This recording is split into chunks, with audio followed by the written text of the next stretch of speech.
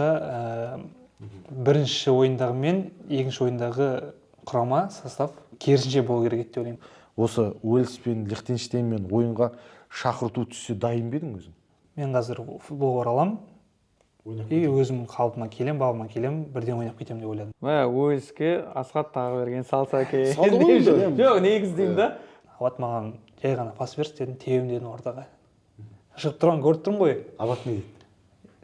Жындысың ба деген айтады дейді. Ол серб тілінде боқтап жатыр, мен өзім қазақ тілінде боқтап жатырмын. Енді ол кезде ол қатты кетті.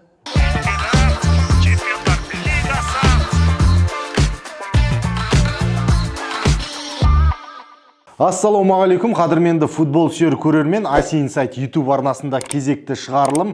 Бүгін көптен күткен қонағымыз Қайсар футбол клубының жартылай қорғаушысы, Қазақстан ұлттық құрамасына кандидат Айбол Әбікен. Ал тұрақты спикерлерімізді білесіздер, Дәулетхан Ағайдаров және Әлібек Басаров. Қош көрдік жігіттер, бүгін енді ерекше подкаст болғалы тұр. Ең әуелі Айбол кеше ұлттық құраманың ойынын өзің көрген шығарсың. Осы әлем чемпионатының іріктеу кезеңінің алғашқы екі ойынын өткіздік. Жанкүйерлер тарапынан бір көбінесе сын пікірлер көп. Әлде өзің не айтасың ұлттық құраманың екі ойынына? Біріншіден, ассалаумағалейкум, құрметті көрермендер. Ұлттық құраманың ойынына келетін болсақ, енді ең бастысы үш ұпай қоржынымызда. Ойын ұмытылады. Енді результат дейді қалады. Нәтиже қалады.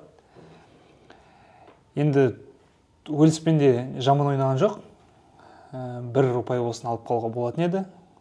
Енді бары сол екі ойында үш ұпай. Не жетіспей қалды сол Уэльспен ойында? Өзің футболшысың ғой енді. Шыны керек, енді Уэльспен ойында көрмедім. Келесі күнде екі жаттығу болды бізде. Енді кешегі ойынды көрдім. Кешегі ойын енді қалай айтсам болады, Лихтенштейн құрамасы таңғалдырды. Олар өте жақсы ойнады. Енді біздің ойын туралы кішкене қиындау болды. Менің ойымша бірінші ойындағы мен екінші ойындағы құрама состав керісінше болу керек еді деп ойлаймын. Кешегі ойында жастар Уэльске шығып? Уэльске шығып, кішкене жүгіретін ойын болды да ол көбіне. Ал кешегі ойында доп ұстайтын ойын болды бізде. Біз бірінші номермен ойнадық кешегі ойында. Сол кезде Асхат, Серікжандар тәжірибе керек еді. Солар. Енді өздеріңіз көрдіңіздер, ойын көрсеңіздер, Асхат шыққаннан кейін біраз қауіпті сәттер болды да. Орта тұрақталды. Менің өз жеке ойым сол құраманы ауыстыру керек еді кешегі. Уэльспен ойында бірінші тайм бірде-бір ойнадық қой енді. Барлығымыз екінші таймнан үлкен үміт күттік, бірақ ең бір сол ойында бірінші таймның басталысымен гол жіберіп алғанымыз өте бір әсер еткен сияқты ойынның нәтижесіне. Мүмкін бір 65-ші минутқа дейін біз допты сол бірде-бір есебін ұстап қалғанда мүмкін басқаша ойын болар ма еді дегендей. Енді ол жағын айту қиын енді. Бір алаң қолында ғой бәрі не болатын. Заруцкийдің да енді болмас жерден қателігі ғой енді баланың тірлігін істеді. Әйтпесе тәжірибелі Заруцкий деген енді Қайраттың қақпашысы дәл олай қателесуге болмайды. Бірақ сол 2-1 болғаннан кейін байқайсыздар ма? Бір 20-25 минут уақытты берді ғой Қазақстанға. Ойнаңдар деді ғой. Ашық берді. Не істейсіңдер? Салыңдар, салсаңдар, теңестірсіңдер, көрейік ары қарай деген сияқты.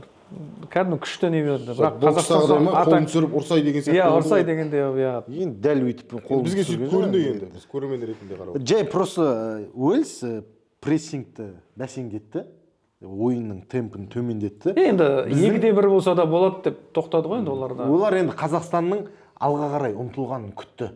Сосын контратакыда, қарымта шабуылда бұларды қазір ұстап аламыз деп ойлады. Біздің енді Әли Әлиевтің енді бір құйтырқы әрекеті ма, әлде футболшылар олардың Уэльстің бұл айласына түскен жоқ біздің футболшылар. Бас салып теңестіруге кетсе, біз үшінші голды сол 60-ші минуттарда жіберіп қоятын едік. Төртінші гол 70-ші минутта кететін еді, сосын ашық есік күні болып сол Уэльстен масқара болып ұтылатын еді. Армения ұқсап отыратын едім. Жоқ, Уэльспен ойында екі фланг негіз қатты қинап қойды біздің құраманы. Екі флангтан келе берді ғой, бүкіл атаканың барлығы сол екі флангтан келді. Біз де екі флангпен бардық қой оған. Жоқ, көбінесе енді мысалы ғана шетелдік басқа құрамалар әлемдік ортамен, басындағы, бірақ бұл жерде бүкіл атака ортамен келген көп жоқ десек те болады, ортамен келген атакалар жоқтың қасы болды Уэльсте. Жоқ, британдық стиль өз сондай қапталдағы стандарттардан шабуылдарға иек артады. Олар қапталдан кіреді да көтереді. Жаңа ұзын бойлы, бойшаң денелі шабуылшылар сол баспен басқа да бір стандартқа көп мән береді ғой енді. Қақпашыға көп әңгіме айтылды ғой, Заруцкий неге қойылды, өйткені білет АПЛ-дың ойыншылары бұл жерде тек стандартқа баспен салуға жаңағы бойзын адамдар керек қой деген секілді. Мен Заруцкийдің бойы қысқа деп ойласам, Мұхамеджан Сисеннен 2 сантиметрге, Стас Покатиловтан 1 сантиметрге ұзын. Ұзын ба екен? Соның өзінде де мынандай жетпей қалды ғой шыққан кезде. Сол біздің жақтағы қақпашы сияқты ойнады енді кеше. Екінші гол дәл сол кімнің, Заруцкийдің қателігі енді ол жерде. Енді Асқат тағы бергенге де көп бір сын айтылып жатыр. Бірінші голда да Асқаттың кінәсі бар, үшінші голда да Асқаттың кінәсі бар дейді. Бірақ бірінші голда мен айтайын, Мужиков кәдімгідей Асқатқа тығып жіберді ана жерде. Алсай дегенде. Жоқ, енді ол жерде Асқат бірден шығарып жіберуге де аяғына ыңғайлы келген жоқ. Тоқтатып атқанда, енді тоқтап оң аяғына ыңғайлап атқан кезде енді жұлып алып кетті ғой, шыны керек. Ол жерде бір ойланып тұратындай уақыт та болған жоқ.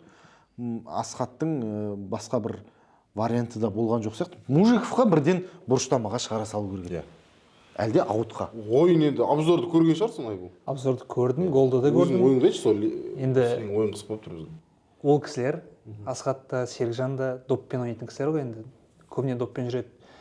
Ол жерде енді екеуі де мен білдім негізі теппейтін, алдыға теппейді, доп сақтап қалу керек те ол жерде.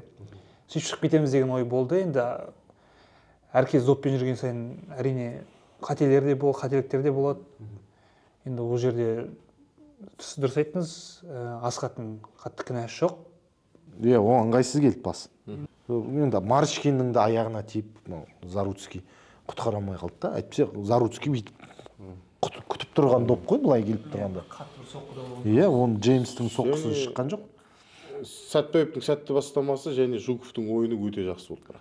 Жуковтың сіз не істедіңіз? Өткен подкастта құрметті көрермендер, енді бізді көріп отқан сол подкастта түбегейлі көрген адамдар болса, біледі, мен Жуковқа біраз сын пікірлер айтқанмын. Енді ол жерде мен ойынына байланысты емес, оның біздің ұлттық құрама ойыны да ұнамайды, сөзі де ұнамайды деген. Бірақ кеше осыған дейінгі ойын ұнамайды, оны мойындау керек. Бірақ кешегі ойында мен бас киімді шештім. Өйткені расымен де өте мықты ойын көрсетті кеше. Бүгін подкастқа да бас киімін шешіп кепті. Бас киім, ол кезде бас киім өтмейді. Өте мықты ойын көрсетті. Жуковқа бала бас киім шешіп келдім. Шешіп келдім Жуков сен үшін.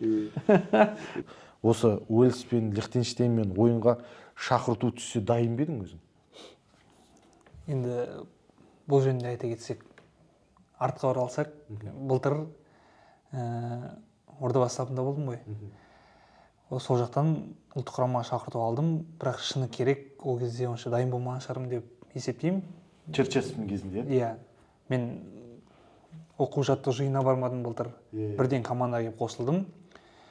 Маусымның ортасынан қосылдың ғой? Ортасын, иә, бір 5-6 ойыннан кейін қосылдым. Сол кішкене өз қалпымда болмадым, психологик тұрғыда да онша дайын болмадым, иә. Енді сол кезде өте көп сыналдым өзім жекеме. Енді қазіргі сәтте өзім жеке ойым, мен дайынмын қазір. Қайсар мен Балетичтің оқу-жаттығу жиыны өте қиын. Соның бәрін аман есен өтіп келдік. Жүрген 2 жылыңды бұлай қайтарып берді ма? 2 жылдың үстіне тағы 2 жыл қосып берді. Енді Балетичтің оқу-жаттығу жиынын бәрі біледі, өте қиын екенін. Көп адам былай шыдай бермейді деуге де болады. Психологиялық тұрғыда да қиын. Ол жағы да бар, жарақат алып та қалуы мүмкін да былай. Енді Аллаға шүкір, команда толық құраммен бәрі жақсы болып келдік. Енді сол дайын болдым деп ойлаймын. Мақсатың енді ұлттық құрамаға шақырту алу. Иә, өз-өзімді қайттан дәлелдеу. Ең басты мақсат сол. Сол үшін Қайсарға келдің? иә өзімді дәлелдеуге, Қайсармен де біраз жетістіктерге жетуге, біз қазақтармен ойнай алатынымызға, бүкіл Қазақстанға дәлелдеуге. Тамаша, иә. Енді мен де естігем, енді футболдың айналасында жігіттер бар ғой, енді Айбол осы Қайсарды таңдауына бірден бір себепкер Виктор Балютұлы болған екен. Енді бапкер, енді Виктор Балютұлы білесіңдер, сені де футболшы қылып жіберуі мүмкін, бір оқу жаттығу жиында барсаң. Оның енді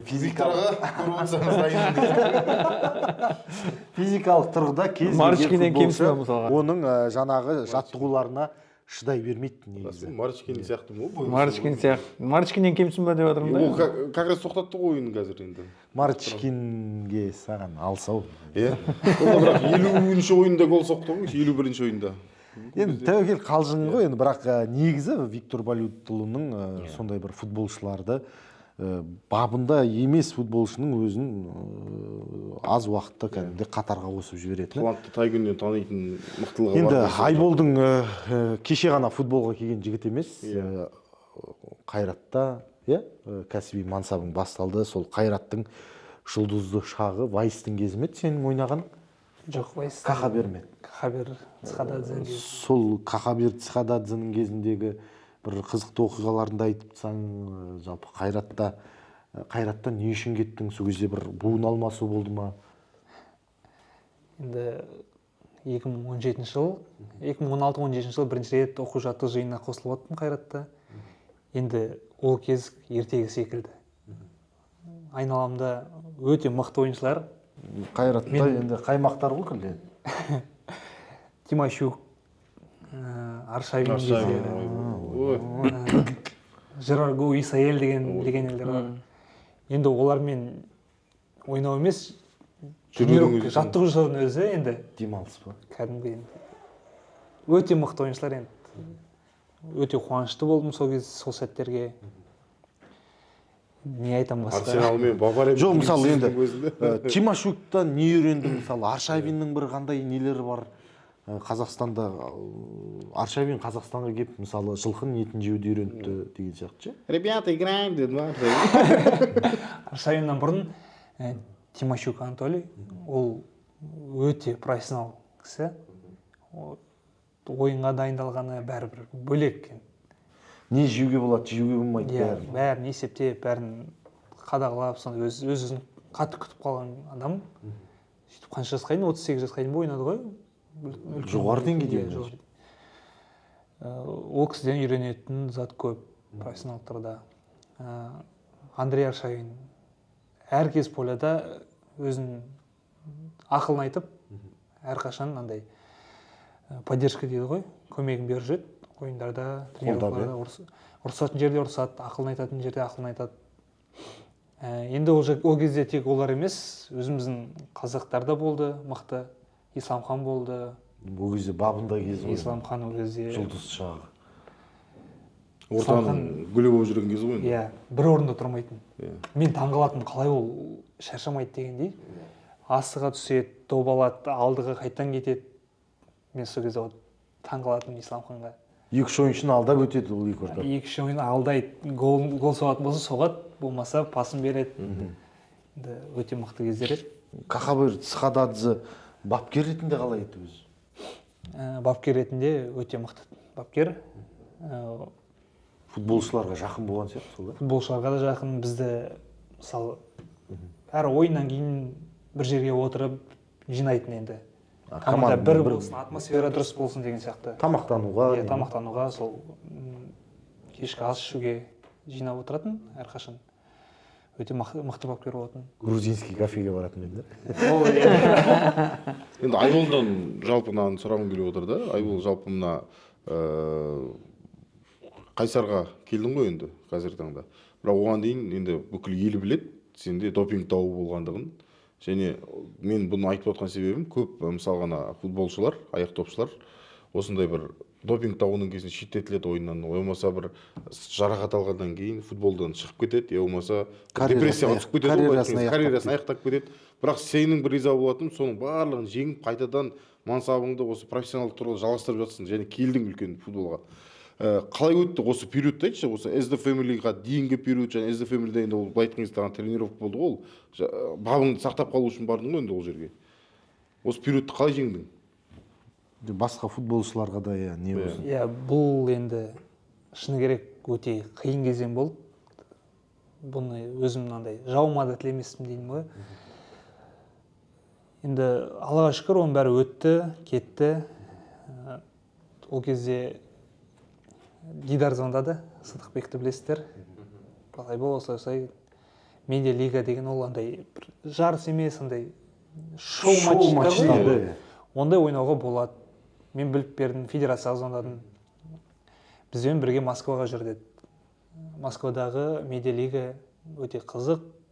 Сен үшін де жаттығу болады, өзің бабыңды сақтап жүресің деген сияқты. Келістім енді, ондай ешқандай зияны болмаса, енді ойнайық дедім. Бардық, шыны керек, Москвадағы медиа лига өте мықты. Біздің бірінші лигамен Бірдей ма? кем емес енді. Мықты болмаса кем емес. Біраз шайқадың ғой, бірақ сен бірақ. Енді олардың несіне тез кіріп кеттім. Енді бір бас жоғары тұратын сөзсіз ғой енді ол жақта футболшылар. Профессионалдық тұрғыда ойнағаннан кейін енді сол орыстар даже Айболға жаңа протез жазып, жаңағы болды. Сондай болды ғой ме?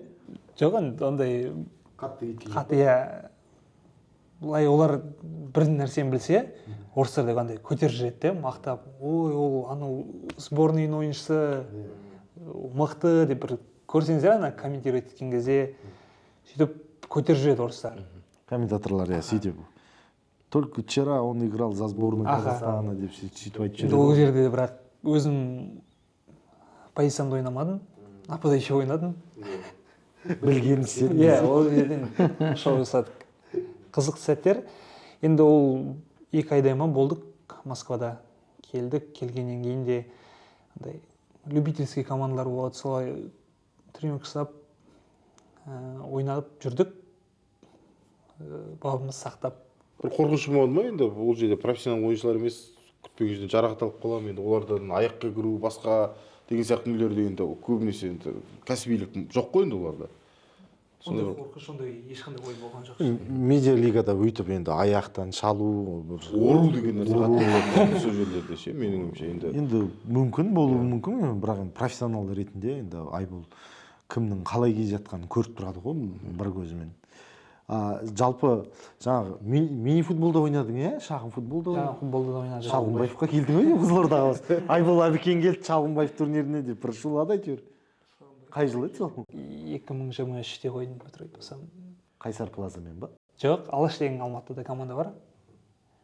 Әлішер Келгенбайлардың командасы. Жоқ, Алаш деген өзіміздің ағаларымыздың командасы. Жеңдіңдер ме сол жыл? 23-те? Жоқ. Шалғынбаевты қарамайды екен мен енді. Кім жеңіп жатыр, кім жеңіп жатыр. Шалғынбаевта ол таза футзалшылар ойнайды ғой ол жерде. Айболдар енді қыр-сырын білмеуі мүмкін, футзалдың кейбір нелерін, комбинацияларын. Үлкен футболдың балалары футзалға бірден кіріп кете алмайды. Бір сәл уақыт керек. Бірақ футзалдың балалары үлкен футболға кіріп кете алады, Жоқ, олар да қиын болады. Ол өйткені доптың көлемі әртүрлі ғой. Футзалда 4-тік, үлкен футболда 5-тік доп. 4-тік доп ана ауырлау болады 5-тікке қарағанда. Сондықтан сондай бір қиын сәттерден енді еңсеріп өттің. Сол кезде саған ең бірінші қолдау көрсеткен футболшылар, немесе жаттықтырушылар, ағайын туысың енді босада ғой енді. Кім осы футболшылардан байланыс үзбей, Айбол, сен давай футбол тастама деп сондай бір күш-жігер беріп, қолдау көрсеткен футболшылар болды ма? Әрине, біраз футболшылар қарым-қатынаста әрқашан звондап, жазып, мен оларды ойында шайындап жатқанда сәттілік тілеп, бәрімен жақсы қарым-қатынас. Енді бәрімен емес, біраз өзім бұрыннан араласқан балаларға звондап сөйтіп жүрдім. Сол Алаш командасы маған сенді, бүкіл жаттықтырушы олар, ол жақта да балалары бар. Енді ол жақта көбінесе менен үлкен жігіттер, ағаларым. Оларда поддержка беріп, әлі ораласың футболға, көмегін беріп. Енді ең бастағы отбасым, тірегім болған ең. Бәрі сенді десе болады. Достарым сенді, қайтып оралатыныма Аллаға шүкір, футболға оралдық. ендігі миссия сол сенімді ақтау ғой енді. Енді сенімді ақтау. Иә. жоқ басында 4 жыл деді да, одан кейін 2 жылға қысқартты. 4 жыл ауыр болатын еді. 4 жылда енді бір құдай біледі, мен футболға оралмас едім. Өзім жеке ойым. Жалпы футбол болмаса өзіңді қаяқтан көресің? Кәсіпкерлік или бапкер. Асхат тағы бергеннің рестораны бар деген сияқты ғой енді мысалға. Иә, әркім енді өзінің бір тірлігін жасайды ғой енді. Өмір бақи футбол ойнамайды дегендей. Шынымды айтсам, ол жағыма ондай ойламаппын да. Мысалы 2 жыл енді болдым ғой енді дисквалификация. Бірақ сонда да футбол арқылы ғана өмір сүріп жүрдім да. Ана жарысқа барасың, андай любительский жарыстарға шандай Ішкі жарыстарға. Солай өмір сүрдім енді. Құдай Жұмыс істеген жарыстар ғой жаңағы. бір командада Еске алу турнирі. бір командада тренер болдым. О, жақсы. Үлкен футбол. Енді Алматының өзінің ішкі чемпионаты андай. 11-ге 11 ойнайтын ба? 11-ге 11 үлкен футбол. Демек сенің бұл басқа бір қырыңды ашты ғой. Жоқ, тренер бола алмайды екен. Ана командадан кейін жабылып қалды десе. Сөзін тыңдасай соңына дейін. Соңына дейін тыңдасай. Үзілістен кейін жаңағы Ордабасыға шақырту алдың. Сол кезде қалай болды? Жалпы Ордабасыдан басқа командалардан да ұсыныс түсті ме? Неге Ордабасын таңдадың деген сияқты не ғой енді? Енді сол сәтте Ордабасы ел чемпионы. Ордабасы сапында барлығы емес енді. Қазақстанның танымал футболшылары көп қазақтар. Тағы берген Исламхан, Сүйінбаев бар, Темірлан Ерланов бар, Тұңғышбаев бар. Енді бәрі өзіммен бірге ұлттық құрамада бірге ойнаған жігіттер. Былай командаларды бірге. Олардың да көмегі болды. Енді бірден бір себеп олардың да болу команда сол Ордабасыға ауысуым. Ел чемпионы, бірақ басқа енді таблицада төмен командалардан да ұсыныстар болды. Енді Ордабасыдан болғаннан әрине Ордабасы деп шештік. Бастағаннан кейін бірден дедің ғой. Мен енді ол кездегі өз ойым бірден алып кетем деп ойладым. Мен қазір футболға оралам, и өзім қалпыма келем, бабыма келем, бірден ойнап кетем деп ойладым. Қателестім. Бабыма келу психологиялық тұрғыда маған өте қиын болды. Біраз қиын кездер болды, қиналдым. Мен мысалы Ордабасының бірінші жаттығуына командаға қосылған кезде қандай қобалжу болды. Жай жаттығудың өзінде қобалжыдым. Жас бала сияқты. Иә, бірінші рет бір үлкендердің арасынан шығып тұрған сияқты қобалжыдым. Қиын болды сол. Потом бірінші ойынға шықтым кубокта. Қызылға кететін бе? Алаңнан қуып кеттім. Сол қалай болды негізі? Мен және айттым ғой, мен оқу жаттығу жиынын өтпедім, физикалық түрде ондай қалпымда болмадым. Ана жерде негізі бірінші тұрған доп еді, үлгеріп тұрған допым еді. Подкат емес, андай жай ғана алып кетсем, теуіп жіберсем де болатын еді да. А мен ол жерде допқа созылып, андай сырғанап подкат беріп, әдемі алып кеттім. Иә, допты теуіп жібергеннен кейін аяғым ана сол кездегі Ақтөбенің капитаны Струмия. Ол да енді баз жета қалды. Ол да әртістігін салды ол жерде. Ол жерде өте жақсы істеп кетті осы. Оған қатты тиген де жоқ аяғына. Сәтті пайдаланып кетті ғой енді. Бірақ факт тиді. Тиді, иә. Тобықтан жоғары. Сөйтіп алаңнан қуылдым. Ол екі есе маған психология тұрды да ауыр болды ары қарай. Көп жанкүйерлер қысым болды. Түсінбеді, иә, біраз сынға алды.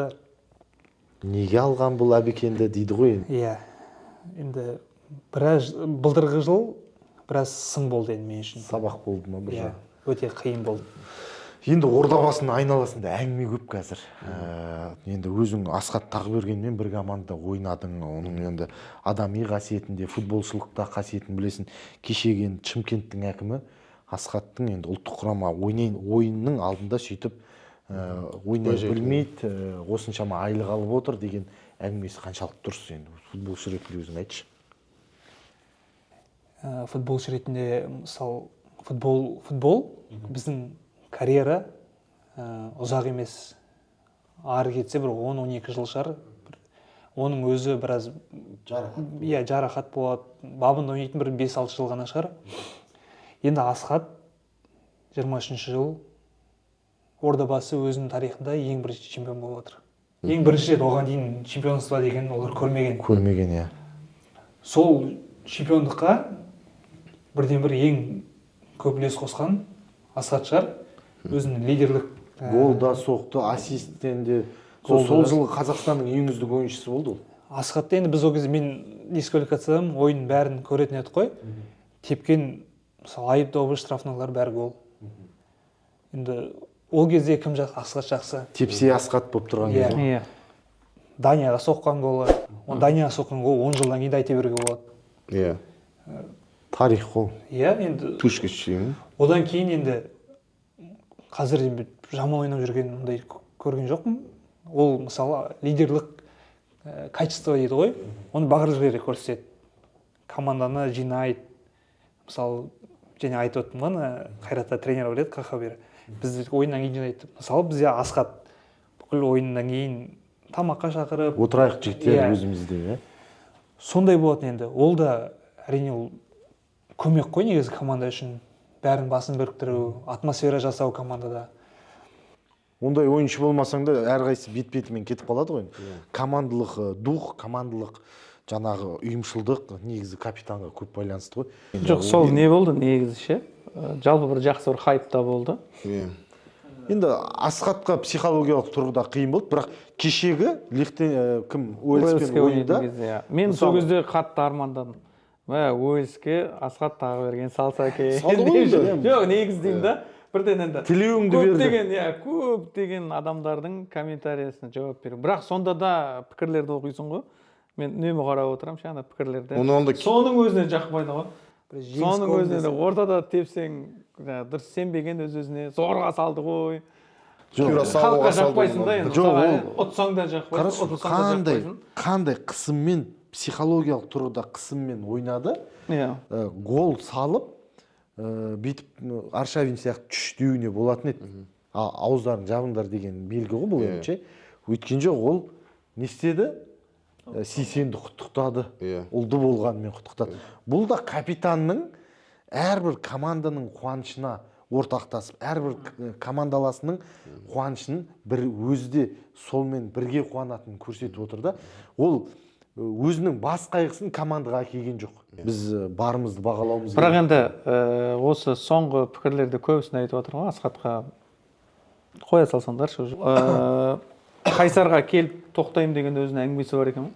Карьерамды тоқтатамын деп, Қайсарда аяқтаймын деген. Мүмкін сол Қайсарда қайттан Айбол екеуі командалы соқып қала ма дейсің, жаңа маусымда, иә? Жаздан кейін ба? Енді мен Қайсарға оралып бір сұрақ қойғым келіп отыр. Біз енді жаңа Асхат тағы берген жайында айттық. Енді мен тағы да біздің бір Қайсардың үлкен көшбасшысы Думан Нәрзілдаев дейтін бауырымыз тұрғысында сұрағым келіп отыр. Ол жігітпен де қазір командалассың, ұлттық құрама сапында да ойнадың Думанмен, иә?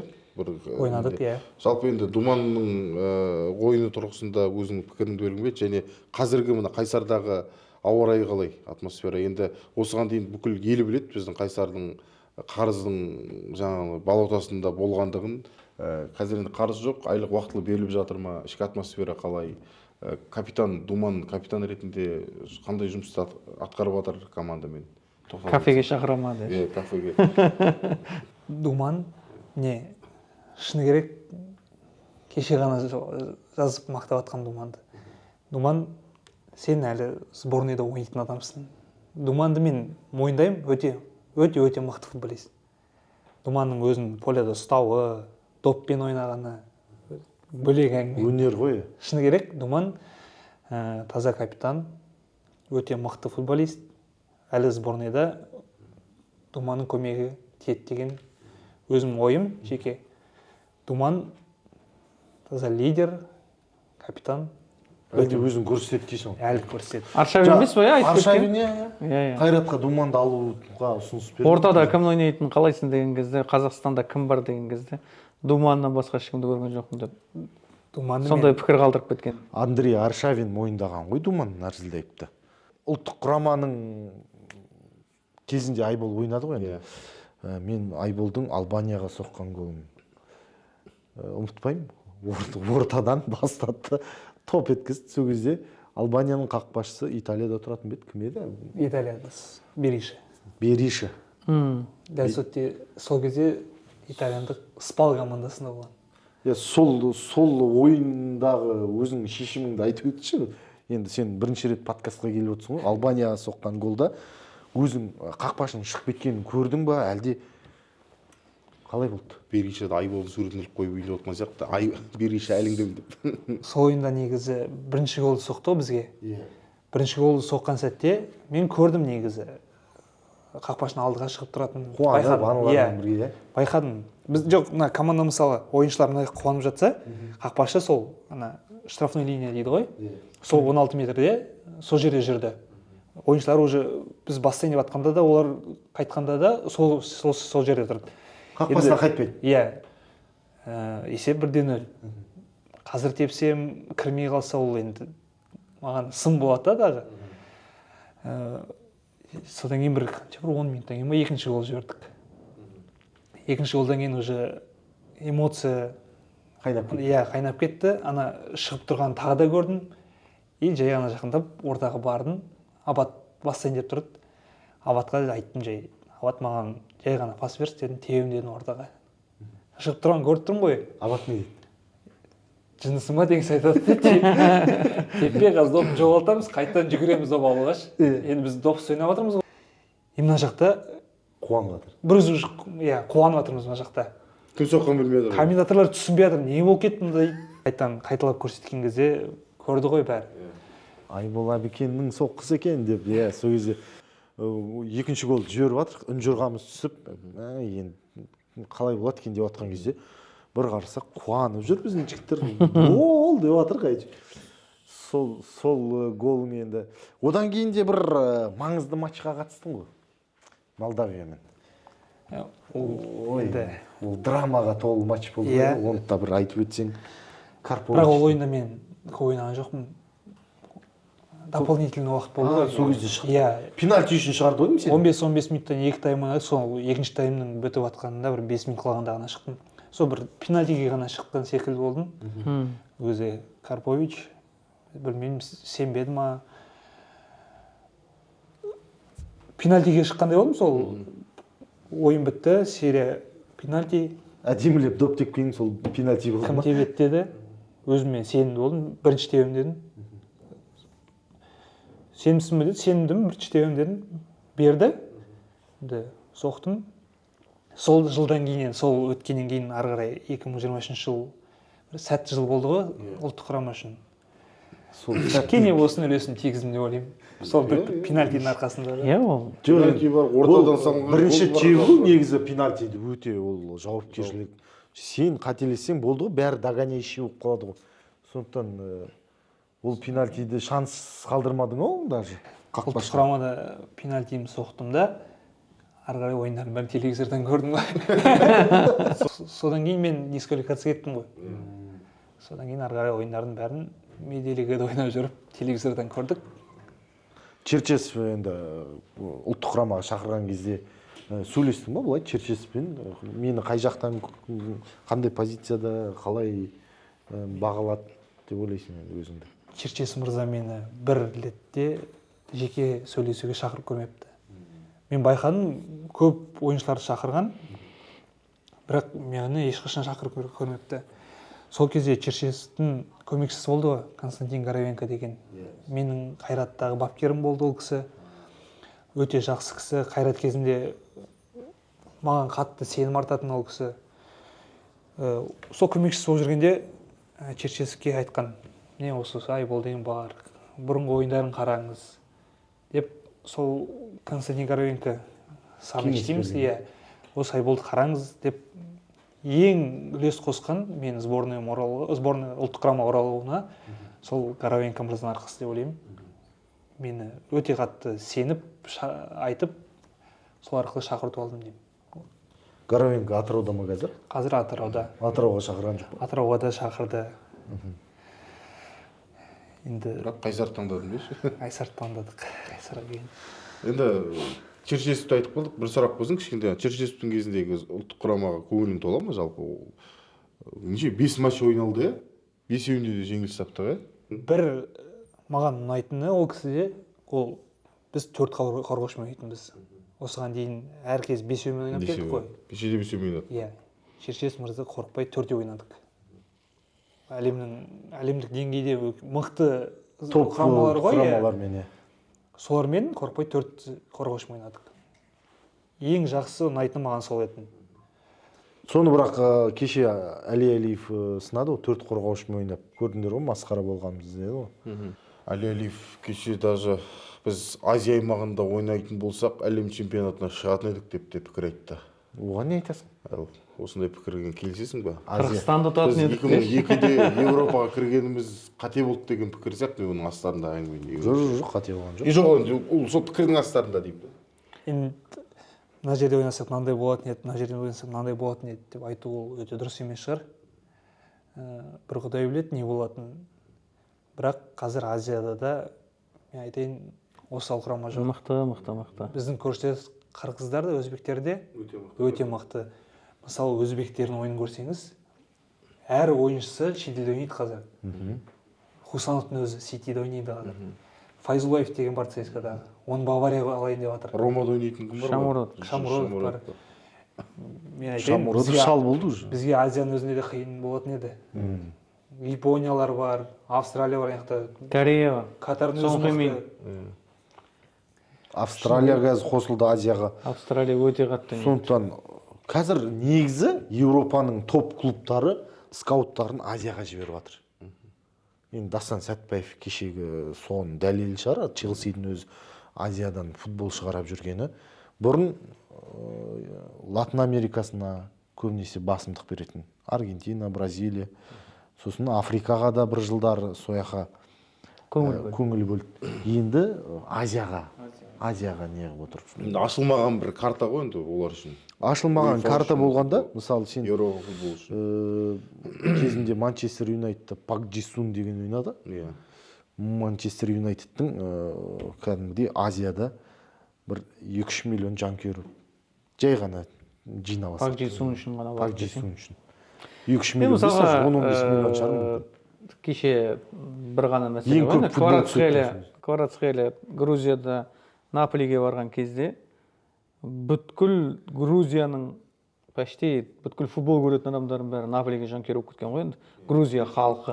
Бір адам үшін ғой енді. Иә, бір адам үшін артынан кетті. Сол сияқты мысалы енді Кореядан жаңа Сон Хи Мин деген сияқты тағы да неше түрлі футболистерді осы Азиядан алып кетіп, бір жағынан да осы бір жанкүйерлерді алып келу ғой. Маркетинг. Дастан Сәтбаев үшін Челсиға да жанкүйерлік ететіндер. Жоқ, былай тұрсын, кеше енді Бақтияр Зайнудин үшін кеткен жоқ па, қаншама Бешикташқа жанкүйер болдық, бәріміз бүйтіп жүрдік. Челсидің аккаунтының астына жазайын деп тұр ғой, 2 килограмм құрт бар, носки бар.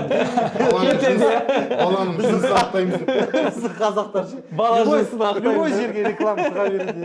Құрт сатам деп. Қоянбаев ағамыздың өзі. Бір пост салса, бәрі сол комментариймен астын толтырып тастайды ғой. Челсидің баяғыдан жанкүйері ол деген. Миудің астына ұрып тастаған, әліпті алыңдар. Әліпті алыңдар, Миуд даже ауышып қалды өздері. Ішінде анау өлесің комментарийларын оқысаң ше. Талғардан жаңағы бірдеңеге такси 2 адам жетпей тұр деген. Не қажет олар? 2 адам жетпей тұр деп. Манчестер Юнайтед. біз ресми парақшасының астына Талғардан такси шығайын деп тұрмын. 2 адам жетпей тұр деген. Не деймін мысалы. Комментарий деген шығар. Айбол енді әлеуметтік желіде қаншалықты белсендісің, пікірлермен қаншалықты санасасың, сол тұрғысында айтсаң енді әр ойын сайын бізде жазатындар көп па, жаңа біз ол комментарий туралы айтып отырмық қой.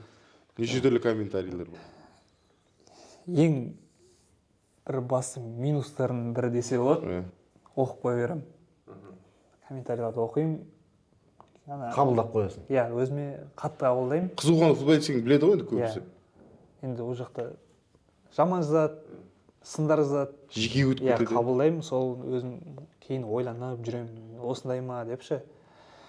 Бірақ қазір уақыт өте, мен де күрестім. Кішкене қойдым қазір андай. Мысалы, оны оқысам да, оқымасам да енді салқынғанды қарайсың. Иә, қазір шыны керек бәрібір кім не жазады. Сондай болу керек. Болады ол. Әр салада қай жерде болсын, қандай, мысалы басқа біреуде жетістікке жетіп жатса, оған бәрібір бір сын жазатын, мін жазатын адам табылады ол. Мысалы бізде, мысалы Қазақстанда Елдос Сметовті алайықшы. Олимпиада чемпионы болып келді. Жалғыз алтын. Жалғыз алтын Иә. келді. Не істеді дейсің ғой артынан. Алды да оған да қайтадан сын жазып кетті, мін жазып кетті. Мен түсіндім уже. Содан кейін түсіндім деші, оларға ештеңе жақпайсың. Иә. Мен де кеше бір шатасып ұлшинді айтып қойым, астында жерін алып жерге салып. Сіз енді шли Елдоспен салыстырмай жатырсыз. Бірақ қазір бір қуантатыны оқып жүргенім, біз енді Қайсар командасы қазір тек қазақтармен ойнап жатырмыз ғой. Бізде жанкүйер көбейген сияқты. Көп Қазақстаннан бізге қолдау көрсетіп жатады, қолдау жазып жатады көбінесе. Сол қуантады бір. Дұрыс пікірлер қалыптасып келе жатыр ғой команда үшін. Мына жерде кішкене айтып кетсем ғой, біз соңғы тур, осы үзіліске дейін соңғы тур Елмай ойнадық қой. Елмайда біз Астана Арена ойынға келдік. Ойын алды қызу жаттығу бар ғой. Дене қыздыру жаттығу. Соған шыққан кезде Елмайдың жанкүйерлері тура алдымызда отырды ортада. Біз на бетінде отырдық қой бұрышта, айқайлап. Мен бардым. Енді Жалғыз өкіліміз. Ойын сол разминкаға шыққанда енді қошеметтейміз ғой. Жанкүйерлерге. Келген жанкүйерлерге рахмет айтамыз. Қошеметтейміз ойын алдында. Сол кезде біз Елмай жақтан өткен кезде бізге гул дегендері. Фу деген сияқты шандай. Гул деп мен соны түсінбедім, неге ондай реакция болды. Соншалықты не жазып қойдық мыналарға дедім. Енді мен ойладым, наоборот, бізді қолдайды. Қазақстандағы жалғыз команда біз ғой енді. Оны айта беруге де болады, айта береміз де әлі. Енді олар жақтан сондай күттім мен. Біздің команданы Кішкене болса да бір шапалақтап рахмет айтқан сияқты, хотя бы сол жағын енді түсінбедім. Мен бір нәрсе айтайыншы, осы тұрғыда. Сол Астана Аренада болдым. Именно ойынға бардым. Ана бізге сол ортадан неге бермеген таңғалдым. Біз ана бұрышқа апарып қойды, өйткені олар сол ұйымдастырушылардың шешімі екен. То, что мына бұрышта отырасыздар деген. Сол жерде отырдық. Алаң иелері ғой. Алаң иелері біз деп ана ортаны алып отыр екен. Мына қапталға жіберген жоқ. Ешқандай адамдар тек сол жерді ана толтырсақ болды деді. Сосын бір не ғаным ауызда кіріп кетқаннан бастап Елімайдың ұйымдастырушылары сол жерде жүгіріп жүріп бәріне флаг берді. Елімайдың флагын. То, что олар Астананың адамдары, немесе әшейін футбол көруге келген. Сосын көбінесе мынандай жас футболисттер бар ау деймін, андай командалар көп қой, Астанада, аяқта. Просто әшейін үлкен футболды көрсін деп аппарат деген сияқты кішкентай балдар. Соларға флагтар таратып атты Елімайдың. То, что олар Елімайдың болельшигі емес. Соны таратып жүргенін көрдік та. Мына не керегі бар деп біреулер кәдімгідей наразылық білдіріп, қайтарып жүріп жатқандарды көрдік. То, что керек емес бізге деген сияқты. Сол жерге отырған адам бәріне міндеттеді ғой, короче. Мана флагтарды ұстаңдар, бүйтіңдер деп. Енді ол жерде айтайын деген просто Елімайдан бір 40-50 адам отырған шығар, ана шетте өздерінің жаңағы киімдерін киіп алып отырды, сонда айқайлап. Бірақ ана видеода Казспорттан көптеген жігіттер нелер айтып отыр. Чем Елімайға қарағанда Қайсар деген айқай шу видеода жақсы естіліп жатыр деген нәрсе барабанмен немен. Сол айтайын деген ол жерде мүмкін бұл жерде Елімайдың болельшіктері емес, былайнан келген жай футбол түсінбейтін адамдар да болуы мүмкін, жай әшейін қызықтап келген адамдар да болуы мүмкін олардың арасында. Сосын қайтып отырғаным енді сол ойында ойыңыз аяқтыңыз ғой? Сол ойында өтір қойып кете беремін. Өтір қойып па? Жарайды. Енді бөліп жүрмесем болды. Сол ойында Айбол бүкіл әлеуметтік желіде жүрді. Біраз сол жерде жүрген біздің әріптестеріміздің де видеоблогтарында көрініп қалған. Сенің бір ашулы күйің ойынның барысында сол Елімайдың легионермен сөзге келіп қалғансың. Және сол қонақ үйге дейін апарған енді қақтығыс. Сол туралы бір тоқтала кетші. Енді оны өзіңнің аузынан естісің, осы ел. Өйткені көптеген инсайттар жүр, әртүрлі ақпарат көзінде, әртүрлі пікірменен. Сол өзің нақтысын айтсаң, не болды ол жерде? Не үшін ерегестіңдер, не үшін қақтығыс болды? Қазіргі заман солай ғой, бір жерден болмаса бір жерден түсіріп алады, салып жібереді. Енді ол жердегі жағдай былай болды. Ойын барысы стандарт бұрыштамада оң көтерейін деп тұрған жер. Біздің бұрыштама. Олардың легионері 15 номер қорғаушылары. Ондай видеода шығып кетті. Мен бүйтіп агрессив түрде мен ойнап жатыр да, андай бірге бір ғой енді. сол сәтте енді итеріс басталды. Енді итерісі боқтасып қалдық енді. Жұлқыланып. Иә, екеуміз боқтасып қалдық. Ол серб тілінде боқтап жатыр, мен өзім қазақ тілінде боқтап жатырмыз. Енді ол кезде ол қатты кетті. Ата-анадан кетті. Сен серб тілін білесің? Мен серб тілін білмеймін, бірақ енді Бұлақ сөздерін білетін болып тұр ғой, сербтерім ойнады ғой. Сөздері енді, иә, Қайратта біраз серб болды. Боқты сөздері жаманға жақсы тез үйренеміз ғой. Кішкентай балаңда тілін сол боғазын шығарып алатын еді ғой. Деспотович болды ғой. Сол боқтаған нелерін түсінетін енді. Біздікілер енді боқтап жүреді. Өздеріне боқтасадан да енді түсінетін де енді солай боқтады. Енді ол жерде мама деген сөзді түсінбеу оңай емес, қиын емес ол жерде түсінбеу. Түсіндім, бірден түсіндім. Оған айттым, агрессивті түрде айттым. Сен өз еліңде жүрген жоқсың. Сенің елінде ол норма болса, біздің елде ата-анаға тиісу, ата-анаға тіл тигізу, жай ғана тіл боқтау, ол өте үлкен қате. Сен қой деген сияқты енді агрессивті түрде жауап бердім мен де. Боқтап, ол мысқылданып, бетімен қарап күліп тұрды да, қайтадан сол сөз айтылады. Енді менің реакциям ол кезде әрең шыдам шыны керек. Олар провокация жасап тұр ғой, сен қызыл алу керексің. Поляда ондай ештеңе істемейсің әрине. Содан кейін мен түсіндім, ойыннан кейін сөйлесеміз дедім. Еркекше ойыннан кейін сөйлесеміз дедім. Ойын бітті, ұтылғанымыз бар. Екесе уже бас істемей қалды. Шайник қайнап тұр. Шайник біраз болды қайнап тұрғанына. Асын өшірмегенбіз дейсің. Шықтық. Ойынның астынан күтіп алдым, потрибунканың астынан күттім. Келе жатыр. Жүр сөйлесейік дедім еркекше. Және сөздеріңе жауап бересің ба, жүр сөйлесейік дедім. Бармайды. Енді қасында ешкім жоқ, жалғыз өзім тұрмын, бірге бір шақырып тұрмын, бармайды. Енді айтқан сөзіне жауап беру керек айтқаннан кейін. Сол кезде енді астынан өзінің командаластары келіп алып кетті. Ішінде жүрген охранниктер бар, сонымен кішкене шу болып кетті ол жер. СБСі бар. Сөйтіп, мен оны әлі жібере алмай тұрдым да өзімменше. Енді ата-анаға тіл тигізгеннен кейін, мен үшін ол қалыпты жағдай емес, оларда қалыпты жағдай болса, мен оған соны түсіндіргім келді. Олардың жатқан жеріне, қонақ үйлеріне дейін бардым. Өзім ғана бардым. Шыны керек, өзім ғана бардым. Жеке мәселен ғой. Иә, командаластарын ешқайсысы білмейді. Бәрі іште. Ойыннан кейін демалып жатыр. Өзім ғана бардым, шықпай қойды. Енді Елімайда ойнайтын қазақ балалары арқылы звондап, ақыры аяғында видеозвонокпен сөйлестім. Енді кешірім сұрағандай болды енді.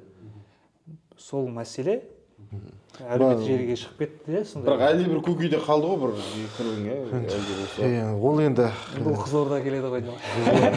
Сол күтейік деп отыр соны. Қызылорда сырт алаңда ойнамайды, өз алаңында ойнайды. 15-ші нөмірде біз деп отырамыз. Сол алдында да мен осы Елімайды сынағам осы жерде. Оның да біраз футболшылар комментарий жазып. Елімайдың темасын жауап жасай салайық, енді бір басқа бір клуб жоқ та Қазақстанда. Енді өздерінде бәле жәле сонымен кетсін дегендей. Жақсы. Жалпы енді Қайсардың ойынына тоқталайық. алдағы ойын Ұлытау. Оқжетпеспен ғой 29-ына. Ұлытау не айтып отырмын? Оқжетпеспен ойын. Оларда да көбінесе қазақ балалар ойнайды. Бір-екі легионер бар енді. Бірақ енді терезесі тең ойын болатын сияқты бізбен. Бірыңғай қазақ балалар ойнайды деп едің ғой деген кезде примерно дедім ғой. Примерно дедім ғой деп. Виктор Балютулов осы ойынға қазір қаншалықты дайындық жүргізіп жатыр енді? Жақсы тұрғыда дайындалып жатырмыз. Алдында Шымкент қаласына барып жолдастық кездесу ойын өткізіп қайттық. Тұранмен ойнап қайттық. Тұранмен ойнадық. 0-0 тағы да гол соға алмадық. Біз былтыр Қазақстан болып отырмыз, голсыз. Енді Құдай қаласа Оқжетпеспен ұтамыз деген ойдамыз. Тек жеңіске ойнаймыз осы жолы. Осы жолы емес, әрқашан жеңіске ойнаймыз ғой енді. Және айтып өткеніңіздей терезесі тең ойыншылар, қазақтар оларда. Ары кетсе бір 2-3 легионерлер бар. Құдай қаласа тек жеңіске, жеңеміз деген үміттемін. Балалар бәрі дайын. соңғы ойындарын қарасақ Оқжетпеспен көбінесе тең түскен, 1-0 есебімен ұтқан немесе Атырауды ұтты ғой. 0-1 есебімен. Жоқ, бізбен Қайсармен ойындарда көп үлкен разница голдар тіркелмеген. 2-1, 1-0 деген сияқты, 0-1 деген сияқты. Ертеңгі ойында солай болатын сияқты ма? Қалай ойлайсыңыз? Көп гол сала ала ма? Сала алмаймыз ба біз? Енді ол жерде бұйырғаны, ол ойындар қанша? 2 жыл болды ғой. Оқжетпес былтыр бірінші лигада болды. Енді болжап айту қиын. Бірақ сенімдім мен тек жеңіске ойнайтынымызға. Жеңеміз дегенде ойдам. Балар бәрі дайын. Енді қызылордалық жанкүйерлерге не айтасың енді? Осы ойын алдында барлығын шақырасың ба стадионға, қолдау көрсетуге, басқа да бір өзіңнің жанкүйерлерге айтқың келіп жүрген ойың болса, ұсынысың болса жеткізуге болады осы жерде. Қызылорда жанкүйерлеріне тек алғыс айтам. Алдында бірінші турда ауа райын бәрі көрді, қар жауса да ойын аяғына дейін отырды. Соңына дейін отырды, қолдап, ойын біткеннен кейін де өздерінің алғысын айтқандай енді қол шапалақтап, тек қана рахмет айтқым келеді. Алдағы ойындарда да бізді қолдаңыздар. Құдай қаласа біз осы жылы қолдан келгенше бәрін істейміз, жасаймыз. Жеңісті күндер көп болады деген сенімдеміз. Сіздерді қуантуға бар күшіміз саламыз. Келіңіздер ойынға. Бізді қолдаңыздар. Енді осындай бір жақсы нотада шығарылымызды аяқтасақ, бұйырса жеңісті күндер көп болсын. Оқжетпеспен ойынға барамыз бұйырса, жеңісті тойлаймыз деген ойдамын. Ал құрметті көрермен, Асия Инсайт YouTube арнасына тіркеліңіздер, жазылыңыздар, ой пікірлеріңізді қалдырыңыздар. Біз сіздерге әрқашан осы футбол тақырыбында, жалпы спорт тақырыбында түрлі шығарылымдар жасайтын боламыз. Мен алдымда негізі Абылайхан орнына Сәкен ағамен мені шақыру керек еді. Екеуміздің дуэтіміз жақсы болады дейді. Сен болмай қалсың Абылайхан.